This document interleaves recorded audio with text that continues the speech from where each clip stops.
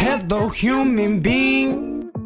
What's up, everybody? It's Just Brand, and this is the 7th show out of the 10 episodes that I'm doing on real estate, and we're going over the rehab tips. We're not going to go over everything, obviously, because, there's been whole books written on this topic of just rehabbing, a property. But we're just going to go over the basics and just the broad, overlook on, how to go about, talking to your contractors and choosing materials and stuff like that. But first, I want to drink a sip of coffee and turn this music up like I'm doing right now, just so I can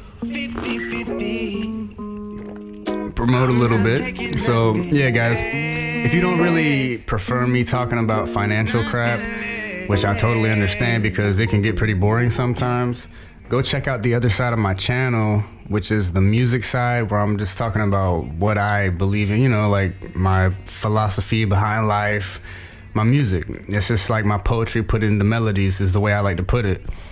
So if you don't really care too much for this financial stuff, please go check out that stuff. It shows more of who I am as a human being, so. All right, we're gonna get into this. Enough of my music promoting.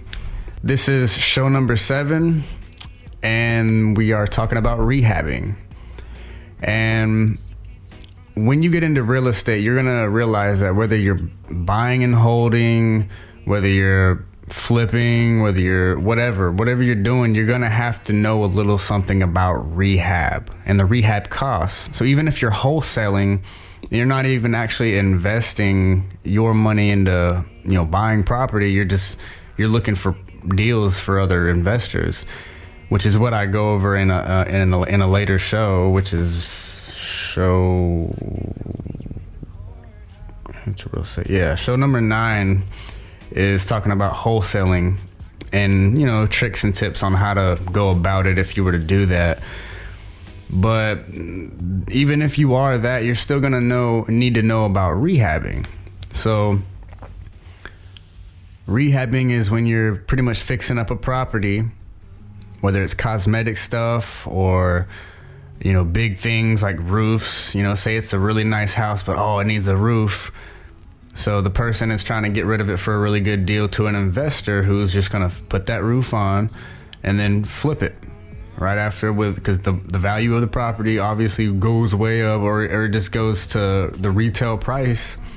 And now that it's got the roof on there, maybe some cosmetic touch-ups, some new paint or something to, make it look nice. And you can sell it on the retail market, on the MLS or to a home buyer. If it's a single family, or, just depends on the scenario. You might just be rehabbing a multifamily rental property that you're trying to, hold for long term. Whatever the scenario is, you're going to run into a rehab at some point. Even if you just buy something, turnkey, something that's already rented out, and then later you're going to eventually have to do some rehab things. You're going to have to put some new toilets in, you're going to have to fix things, replace the carpet if there is carpet, or flooring, because flooring gets beat up, over years. So it's just good to be aware and, know a little bit about, maybe the cost of things. And even if you're a wholesaler, even if you're not buying property, but you have to at least be able to eyeball and give the investor an idea on, what they're looking at when they go to rehab it themselves, because, that's in their profit, their budget. And like I said, we go over what wholesaling is in depth, and give ideas and tips on what that actually is in show number 9. But another thing I think it's important to know about rehabbing is what kind of contractor are you hiring? If you're hiring one. Like if you're doing all the work yourself, then great, you're on another level with it. But if you're just hiring contractors because you don't have any experience in rehabbing, then you need to know what kind of contractor you're getting involved with. There's a lot of companies out there that do it, but are you getting one that's meant for a primary residence type of rehab, or is this a contractor that's more fitting for an investor? Because if you make a relationship with a company and you establish a nice, consistent business with them. You're giving them business. You're bringing them value, with more than just one rehab. They're more than likely going to give you deal prices. So if you can establish that relationship and let them know, like, hey, we could do business further on down the line. They can help you with materials being saved, which are cost-friendly materials but still last long in a rental property, depending on what you're going for. Or if you just want top dollar stuff because of the area that you're trying to flip your house in just needs that to be up to par, then they're going to help you out. They're going to let you know. They're going to be, pretty valuable with giving you information. They're investor-friendly rehabbers. They're not just taking you in as a customer that's just trying to fix their house up and make it look pretty.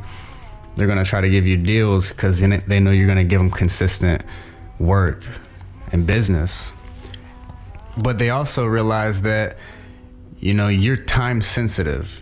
You have a deadline, whether you're flipping it or rehabbing it for a rental property.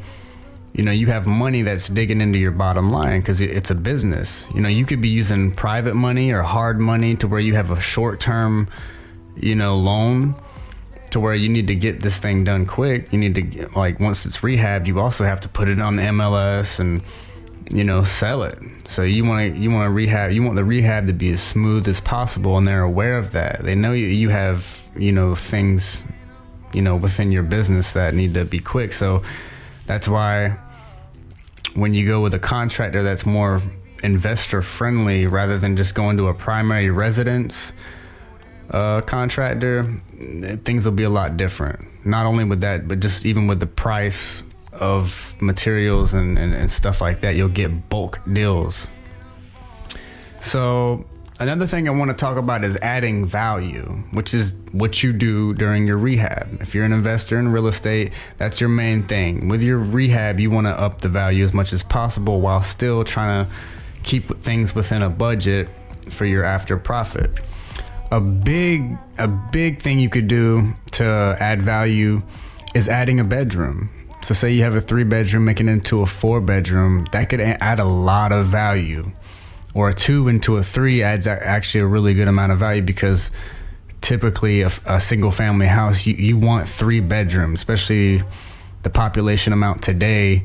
People are more than likely going to want a 3-bedroom anyway. So if you've been able to purchase a 2-bedroom and you're able to just add some drywall to pretty much add another room somewhere in the house, that's a big thing on the value part.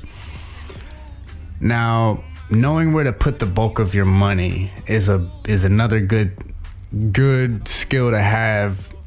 Like, rather than putting a good amount of your rehab money into things that aren't gonna matter as much. Like, you can still, spend frugally on certain items and still make, the cosmetics of your house look good, while putting the big ticket items, making those a priority. Like, say, AC. You spend $5 to $7 grand on new AC, then that usually ups your value of your property a good amount, and it'll end up paying it off once, usually. I mean, unless the AC is already fine, but like big ticket things like roofs and stuff like that, you don't want to spend a shit ton of money on a cosmetic thing and then kind of ignore your big ticket items when those are going to bite you in the butt later, especially if it's like a rental property. You want to have those things taken care of before you get a tenant in there. So that's pretty much all I'm going over when it comes to the rehab part of real estate.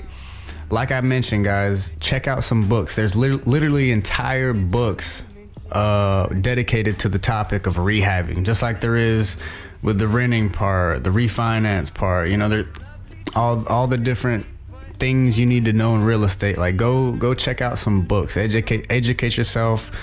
Follow podcasts like the Bigger Pockets podcast. Another book that I like to recommend to people is the Burr Strategy book by David Green.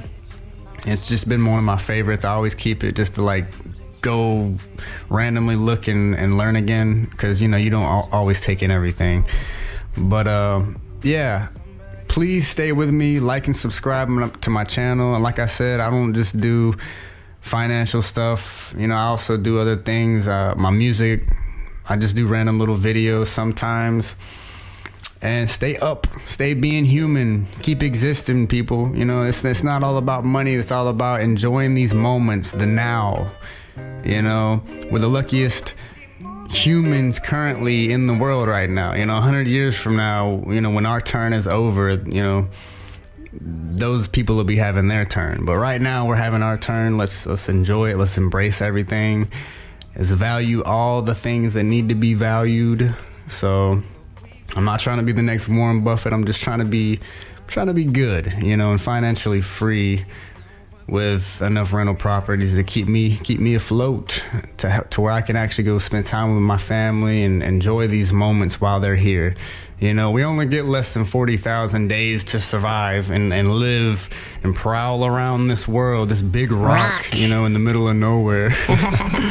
But yeah, we just got to enjoy it, And please check out the rest of the videos on my real estate shows. Number 8, we're talking about how to analyze a deal for a rental property. So if you haven't watched the other shows yet, go watch those so you'll know what I'm talking about by analyzing a deal. Because say you're wanting to get into a rental property, you don't want to just get in there and then eventually find out it doesn't cash flow after your mortgage and all of your extra expenses that are involved. So you want to know how to thoroughly analyze a rental property before you get into investing in rental property. Then show number 9, that's how to get into real estate with no money by being a wholesaler. So if you don't know what that is, check that out. Show number 10 is going over like the taxes, the tax benefits involved in a rental property, which I feel like is pretty valuable to know. And then that'll wrap it up for the 10 videos that I'm doing on real estate. Everything after that will just be random knowledge on real estate and how I'm going to be keeping you guys up to date on my rental property deals. So please keep following me and keep liking the videos if you guys see any value in it. So I'm Just Brand. Thank you guys for watching. Please keep being human and keep being positive. Thank you. I'm out.